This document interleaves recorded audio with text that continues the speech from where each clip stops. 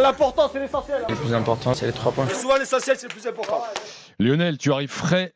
Quels sont tes 3 points ce soir? Écoute, le premier point, bien évidemment, la victoire des Lensois, méritée, bien construite. Je trouve que ces Lensois sont bien mieux à l'extérieur qu'à la maison, de par leur jeu produit, notamment. Ils sont nettement meilleurs dans la verticalité que dans le jeu de possession.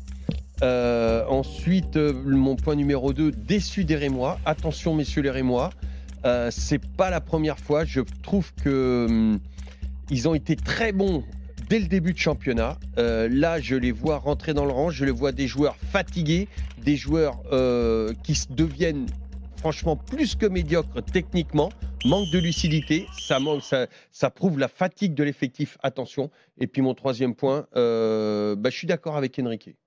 C'est-à-dire je suis d'accord avec ce qu'il a dit. La Ligue 1 n'est pas responsable des mauvais résultats du PSG. Il a dit ça aussi, c'est vrai. Et bien tiens, si tu veux en parler ce soir, il y a Roxane qui produit cette émission. On va aller chercher ce petit sonore. C'était pas prévu, mais tu veux en parler, on va le faire.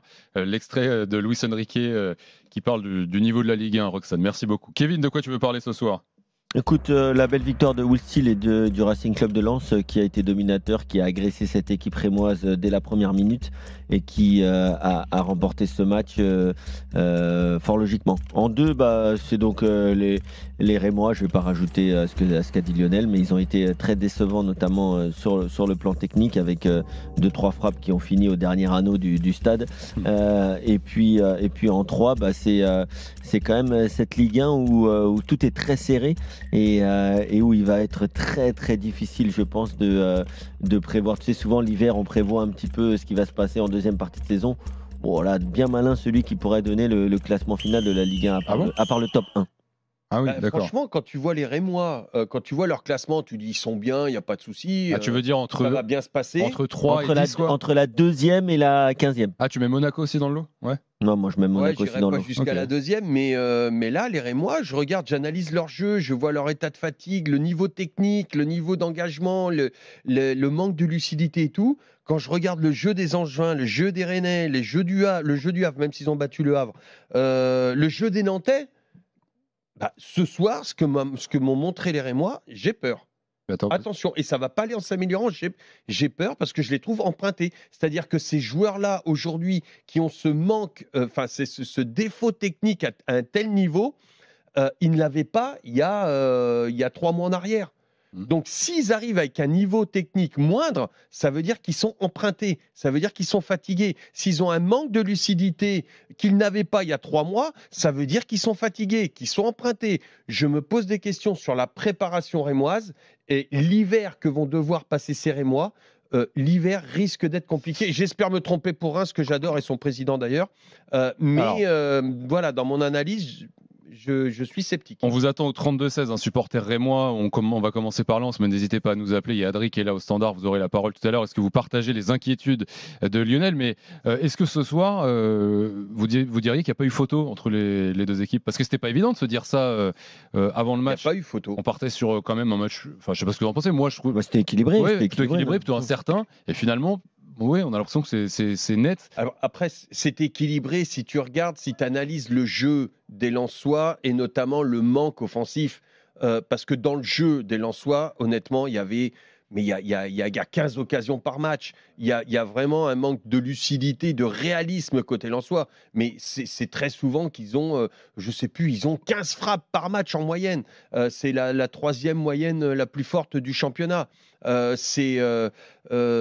contre, le manque de réalisme donc fait que tu te disais, face à Reims, qui est capable de marquer des buts, ça peut être compliqué face à cette équipe de Reims qu'on avait dans la tête, qui faisait ce jeu de début de saison, ça pouvait être compliqué. Mais quand tu vois la vraie valeur des Lensois, le jeu pratiqué et l'état actuel, je dirais, moi, l'état de fatigue actuel des Rémois, effectivement, il n'y avait pas photo.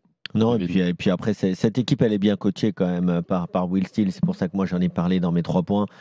C'est quelqu'un qui insuffle vraiment une énergie, une agressivité à son équipe. C'est un entraîneur très moderne. Je pense que ça doit être un manager de bon niveau parce que tu sens souvent que ces équipes, dès le début des matchs, c'est agressif. Ils avaient fait une bonne première mi-temps contre Marseille. Malheureusement pour eux, ils n'ont pas marqué. Là, ils arrivent à ouvrir le score. Derrière, ça leur facilite un petit peu les choses. Et puis voilà, elle est bien en place. Aujourd'hui, il défend à 4 avec Medina à gauche. Du coup, ça nous a un peu surpris. Donc, ça a peut-être surpris aussi les Rémois. Donc, ça fait partie de l'effet de surprise que tu peux avoir face à un coach que tu connais bien, puisque Will Steele il y a une remise en cause de sa part. Oui, et puis Will Steele qui a été l'adjoint de Lucas Elsner, mais j'ai vraiment pas l'impression qu'il fait un complexe de supériorité. D'ailleurs, il ne devrait pas, puisqu'il en est sur 3 victoires consécutives face à son ancien numéro 1. Mais aujourd'hui, voilà, les Lensois, de toute façon, depuis le début, on sait, il y a encore des restes solides de l'ère francaise. Et avec cet entraîneur, ils ont, je pense, moins de qualité, bien sûr, qu'avec Loïs Openda il y a 2 ans, mais même qu'avec l'année dernière où ils avaient Wesley Saïd en forme et Eli Wahi de temps en temps. Donc il y a quand même moins de qualité dans cette équipe lensoise qui a pas mal souffert des droits télé, du budget, etc., de l'élimination. Mais quand même, ça reste un début de saison très cohérent. Kevin est là au 32-16, supporter lensois. Salut Kevin. Bonsoir messieurs, ravi d'être avec vous. Salut Kevin, on est ravi de t'accueillir dans l'after ce soir sur RMC. Lionel, Kevin, est-ce que tu es d'accord notamment avec ce que disait Kevin à l'instant? Je t'avoue que je viens d'arriver sur l'antenne, donc je n'ai pas tout entendu, mais non, en fait, je suppose que tu as dit qu'on était plutôt dans une bonne période malgré tous les problèmes liés au club un peu. Oui, c'est-à-dire que par rapport aux soucis qu'il y a eu ces derniers mois, notamment financiers. Surtout qu'on a un vrai problème de caisse à gérer, on a un problème de changement au niveau des têtes, c'est-à-dire qu'on a changé de président, on a changé l'entraîneur, on a quand même changé beaucoup de choses. Donc je suis quand même content parce que mine de rien sur la première partie de saison, elle n'est pas finie, mais on est quand même pas mauvais. Enfin, je veux dire, ça fonctionne quand même. Après, on sent quand même que mine de rien, les départs des différents joueurs qu'on a eu, on le sent malgré tout. Et je trouve qu'en attaque, on a vraiment du mal. Pour le coup. Alors là, il a marqué pour le coup, mais bon, je le trouve un peu poussif, Nzoma, là. Nzola, voilà. Non, je suis quand même content parce que, mine de rien, l'équipe continue à produire quand même du bon jeu. Je suis content parce qu'on a gardé les 3 derrière, notamment Medina. Et c'est eux, moi, je pensais vraiment les voir partir. Quand tu entends le club qui en nécessite, les premiers joueurs à partir, c'est eux. Et non, je suis quand même content globalement. Après, moi, j'ai eu peur en fin de première période qu'on se prenne que Samba fait un super arrêt, très important. Il nous maintient la tête hors de l'eau, clairement. Ouais. D'ailleurs, il est comment Samba en ce moment? Parce que je sais qu'il a été beaucoup critiqué, notamment sur ce début de saison. À un moment donné, on parlait de l'attaque. Il a été remis en question. Pas mal quand même. Non, mais le problème, c'est que l'année dernière, il nous avait fait les arrêts de malade mentale H24. Et là, cette année, il revient à un bon niveau. Et donc, les gens s'attendent à ce qu'il revienne. Il y a un moment, on peut pas demander non plus à ce que le mec soit à 130% toute l'année, quoi. Je veux dire, non, moi je le trouve bien. Il a l'air bien.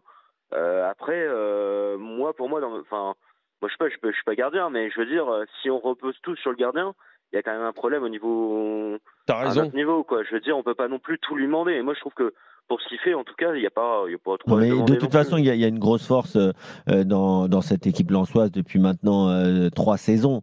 C'est cette défense. Parce qu'on parle souvent de l'attaque lensoise, du jeu, du dépassement de fonction, de l'énergie. Mais là, il prenait beaucoup de buts. Ouais, mais après, ça peut arriver. De par la philosophie de jeu de Will Steele. Comme l'a dit Kevin, des fois, tu es dans une moins bonne période. Il y a eu quelques blessés. Il y a un nouveau joueur, Kuzanov, à intégrer. Mais que quand c'était Grady, Danso, Medina, c'était quasiment la meilleure charnière centrale de Ligue 1 pendant 2 ans. Là, maintenant, Kuzanov s'est introduit là-dedans. Brice Samba, il a eu un petit coup de moins bien, mais ça reste quand même un des top 3 gardiens en Ligue 1.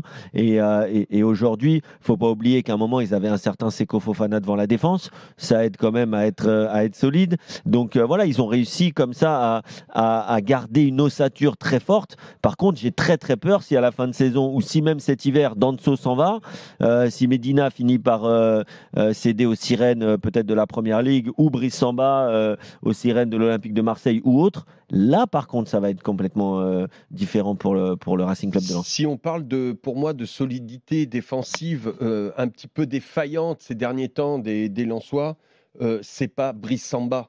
Tout simplement qui en est le principal instigateur. Au contraire, je pense que c'est un style de jeu que Will Steele a voulu mettre en place. C'était quelque chose de nouveau. D'ailleurs, lui, il l'a dit. J'arrivais dans un nouveau club. Et je suis d'accord avec Kevin, notre auditeur, qui disait il y a une nouvelle ère, on est en train de reconstruire, il y a du changement, un changement de cap pour le RC Lens, un changement de direction. Lui a dit on va changer le jeu aussi. Moi, je vais arriver, je vais tout changer. Et en fin de compte, il regrette maintenant, Will Steele, d'avoir influé un autre style de jeu. Il en revient, mais le fait que Samba soit moins bon actuellement, c'est aussi parce que le jeu n'est pas le même. C'est-à-dire que, là, on l'a vu, il y a une contre-attaque incroyable avec un déséquilibre accepté par le RC Lens des Rémois. Heureusement, c'est là quand Samba gagne son face-à-face face à Ito.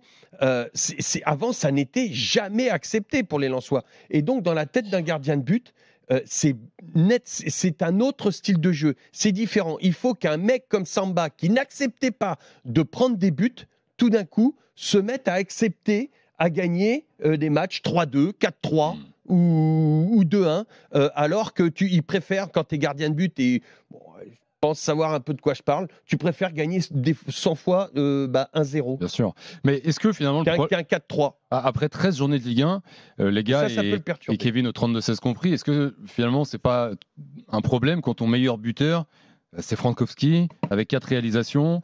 Ce soir, Nzola, il en met un, c'est son deuxième simplement de cette saison, juste après un énorme raté où il a son face-à-face. Non, mais c'est un problème, c'est un problème, mais ils n'ont personne. Oui, c'est ça. Donc il y a un moment, c'est un problème qui est pas sportif, c'est un problème qui est structurel. Ils n'ont pas d'attaquant. Leur attaquant, c'est Wesley Saïd, il est blessé. La Bolascari, Nzola, tout ça, c'est insuffisant? Non, mais Nzola, c'est un milieu de terrain. Il dépanne. On l'a vu, il est quand même en difficulté une bonne partie du match avant de marquer un beau but. Et la Bolascari, c'est un bon joueur, mais c'est un jeune joueur. Le problème, c'est qu'à Lens, dès qu'on a un bon attaquant, le mec, il part pour 30 millions, quoi. C'est ça le problème aussi. Je veux dire, le problème, c'est qu'on a eu Eli Wahi, que j'ai pas forcément surkiffé, mais bon, voilà. Après, on a eu Openda, après, on a eu Kalimundo. On est obligé de renouveler le couvert en permanence tous les ans. C'est compliqué de trouver, de toujours, de maintenir une dynamique. Moi, ce qui m'inquiète, c'est encore une fois, c'est le soldat Thomasson qui est obligé de marquer un but. Enfin, je veux dire, c'est un peu. Il revient un peu, lui, non? J'ai l'impression qu'il revient un peu. Il revient bien, ouais. Mais l'année dernière, à partir du mois de, je sais pas, c'est avril ou mars, dans ces eaux-là, j'ai trouvé qu'il était vraiment en pente descendante et j'ai l'impression qu'il était jamais revenu. Et un peu comme le joueur, vous savez, on sait plus ce qu'il devient, quoi. Et j'ai l'impression que là, il est en train de revenir en forme un peu. Il s'est remis dedans, et surtout que j'aime bien parce que c'est un bon joueur, quoi. Pour le coup, moi, j'adore, quoi. Mais bon, moi, ce qui m'inquiète, c'est que, Angelo Fulgini, il est bon, hein, mais je veux dire, c'est quand même compliqué. Mais c'est pas un buteur. C'est pas un buteur. Ouais, ça. Alors la bonne nouvelle, marquer des buts quand il y aura un buteur. La bonne nouvelle pour Lens, c'est le calendrier. Tu gagnes ce soir à Reims, tu vas recevoir Montpellier la semaine prochaine, déplacement à Auxerre, réception de Toulouse, déplacement au Havre. Et donc il y a de quoi continuer cette remontée au classement. Il faut profiter, quoi. C'est clair, là il y a une période, il faut profiter un peu. Exactement. Merci Kevin d'avoir été là. J'avais juste une question pour Kevin. Vas-y. Juste un truc, parce qu'à un moment t'avais dit qu'Andy Diouf, c'était pas normal qu'il reste sur le terrain. Parce que pour moi, il doit prendre un deuxième jaune et il doit sortir. Sur sa faute, là? Sur la deuxième faute. Ah ouais, ok. Non, d'accord, ok, non, mais... Pas pour toi, c'était un peu sévère? Ça aurait été sévère. Je te rassure, c'est d'ailleurs pour ça qu'il sort à la mi-temps. Je pensais... Oui, d'ailleurs, je pense qu'il a eu raison de le faire sortir, mais je trouvais que de mettre un deuxième jaune... Enfin, il n'y a pas de souci, mais je trouvais que de mettre un deuxième jaune là-dessus, c'était un peu... moi, je suis sur le terrain, je suis à la place de Reims, je pète un câble. Le gars, il fait 2 fautes bêtes en 5 minutes, il sort, tant pis pour lui. Ce soir, Lens a gagné à Reims 2-0. Et Aurélien, supporter rémois, nous appelle au 32-16. Voilà. Salut Aurélien. Bonjour Thibaut, bonjour Lionel, bonjour Kevin. Salut Aurélien. Bienvenue dans l'after Aurélien. Ça va, tu fais quoi là? Bah là, je rejoins la gare de Reims parce qu'après, je rentre à Paris. D'accord, t'as été au stade. Oui, Ok. Et tu rentres en train là, dans la foulée à Paris. là, en clôturage. D'accord. Et le train, c'est quoi ce train là? Comment? Non, quoi, il va à la gare prendre son covoiturage. Ah, ok. Oui, là. Non, faut Là, que je j'attends traduise le parce que tramway. lui, il n'a pas l'habitude, tu sais. Un point de covoiturage. Il, Ouais, il c'est a ça. sa Rolls et il fait tout en Rolls. Ouais, exactement. Ma Rolls rouge à 5 places. La Kangoo. Aurélien, c'était comment le match au soir? Je sais pas si tu as entendu Lionel, notamment au début d'After, qui est inquiet pour Reims. Oui, moi aussi.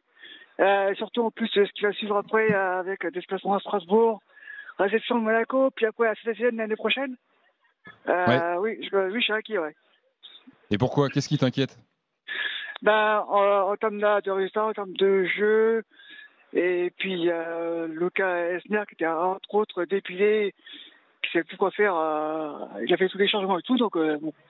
Ouais, mais Donc, c'est pas un peu tôt pour s'inquiéter. Je veux dire, Reims, il y a 15 jours encore. Il n'est jamais trop tôt Non, pour mais s'inquiéter. Reims mettait 3-0 au Havre à l'extérieur. Juste avant, c'était la semaine dernière. c'est T'as la le match seule- nul contre Reims. c'est la seule. Contre Lyon, pardon. Ouais, mais juste avant, tu perdais 2-1 contre Auxerre, tu perds contre Brest 2-1, tu perds contre Toulouse 1-0. Bon, ok, tu fais, t'as une, et il me semble, c'était juste avant la trêve, non, juste après la trêve internationale, cette victoire, non? Il n'y avait pas eu. Parce que moi, ce qui m'inquiète le plus, Aurélien, ce que je disais tout à l'heure, c'est je les sens très empruntés. Et ces joueurs-là qui n'avaient pas de déchets techniques, le même effectif, c'est les mêmes joueurs, ils n'avaient pas de déchets techniques. Ils frappaient, ça partait pas 15 mètres au-dessus. Il n'y avait pas ce manque de lucidité. Et aujourd'hui, à partir de la 20e minute, il n'y a plus personne. Il y a un manque de lucidité incroyable. Il n'y a plus de technique, il n'y a plus de justesse, il n'y a plus rien. Et ce sont les mêmes joueurs. Et quand ça, ce sont pour moi des facteurs qui montrent de la fatigue. Et j'ai peur que cette saison, elle ait été mal préparée et que, entrant dans l'hiver, les joueurs n'ont plus rien dans le fusil. Ils sont fatigués au bout de 20 minutes. Fatigués au bout de 20 minutes dans l'hiver, avec le calendrier qu'il y a là, ça veut dire tu risques d'être dans le dur jusqu'au mois de février-mars. Ouais. Attention. Aurélien, toi, tu penses qu'il y a un problème d'effectif à Reims aussi? Oui. Après, j'espère qu'on va pouvoir se renforcer là pour cet hiver là. Ouais. Mais oui, c'est. Bon, après, aussi, les gars, se renforcer, d'accord. Mais quand tu achètes des joueurs ou que tu te les fais prêter, il faut peut-être les faire jouer aussi. Bon, je pense à Moscardo, là, on avait vu 3 minutes la semaine dernière. Là, il est rentré à la 80e à la place de Mounetzi. Tu veux dire que c'est une petite arnaque? Je vous le demande. Non, après, je sais pas, on ne l'a pas assez vu pour dire la vérité. Ah non. Mais non, c'est vrai que moi, je suis un peu déçu par ces Rémois parce que ça reste une belle équipe. C'est un club qui travaille très, très bien. Ils ont des idées sur le mercato. Là, ils vont chercher 2 Japonais que personne connaissait, en tout cas pas en France. L'année dernière, il y avait la belle surprise Teddy Thomas aussi, mais Mounetzi qui est toujours, je pense, qui est le meilleur joueur de cette équipe, mais je les ai trouvés vraiment empruntés, pas très justes techniquement. Je ne sais pas si c'est une question physique, comme dit Lionel, ou si c'est juste qu'ils sont dans une période un peu plus compliquée. L'avenir nous le dira. Mais en tout cas, il va falloir faire très physique, attention ça parce va que continuer. ça peut aller très très vite en Ligue 1. 3 matchs, tu gagnes, tu joues l'Europe. Par contre, là, tu enchaînes des mauvais résultats et tu vas commencer à avoir chaud aux fesses. 9e avec 18 points. Aurélien, qu'est-ce que tu as pensé de Moscardo là? Tu l'as vu un petit quart d'heure? Écoute, c'est moyen. Après, Si tu l'as vu, c'est bien. Moi, j'ai pas vu. Là, je comprends pas pourquoi il joue pas plus souvent que ça, en fait. Il avait joué, je crois, contre Charleroi, match amical, il a marqué. Oui. Mais sinon, je comprends pas pourquoi on voit pas plus souvent que ça, en fait. Ouais. Il a été longtemps blessé, a priori, quoi, mais bon, il était censé revenir. Aurélien, merci d'avoir été là, en tout cas, dans l'after, et bon retour. Hein. Bon retour. Salut, Aurélien. Merci. Juste un truc, je voulais féliciter Lionel pour son titre de champion du monde. Merci. Je vais demander à Thibaut si je pouvais venir à Libre Antenne parce que j'ai envoyé un mail, j'ai pas eu de réponse. Ah, pourquoi pas. Je te repasse Adri au standard et on organise ça avec plaisir, Aurélien, ok? À bientôt. D'accord. Merci à bientôt, beaucoup. Aurélien. Bye bye. Salut, Aurélien. Salut. 23h06 en direct sur RMC. Will Steele pour sa conférence de presse. Will Steele. 16 mètres qui nous a fait défaut jusqu'à maintenant et qu'on a retrouvé aujourd'hui. Donc c'est bien de gagner une fois et c'est bien d'avoir des prestations comme ça. Et maintenant, c'est à nous de continuer parce qu'il y a encore beaucoup de points à prendre, beaucoup de matchs à jouer, beaucoup de matchs à essayer de gagner. Mais c'est sûr que c'est une base positive pour la suite, ou ça doit l'être en tout cas. Ah, la défense à 4. Kevin en parlait tout à l'heure.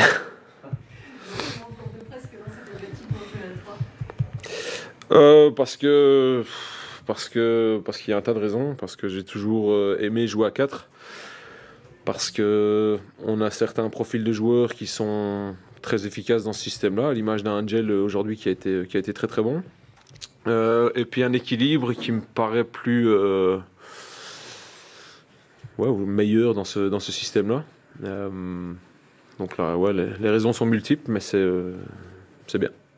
Voilà pour la première réaction de Will Steele au micro d'Aurélien Thiersin et Valentin Jamin en direct d'Auguste Delaune. On comprend que ce passage à 4, ça peut devenir définitif quand même. Hein. Ouais, mais je vois pas Medina rester arrière gauche, mais j'aurais bien aimé savoir. Je sais pas on va lui poser la question. Est-ce qu'il a fait ça aussi parce qu'il jouait contre un ancien collègue qui le connaît très bien, pour brouiller les pistes, pour surprendre un peu aussi l'adversaire. Tu crois qu'il irait jusque là?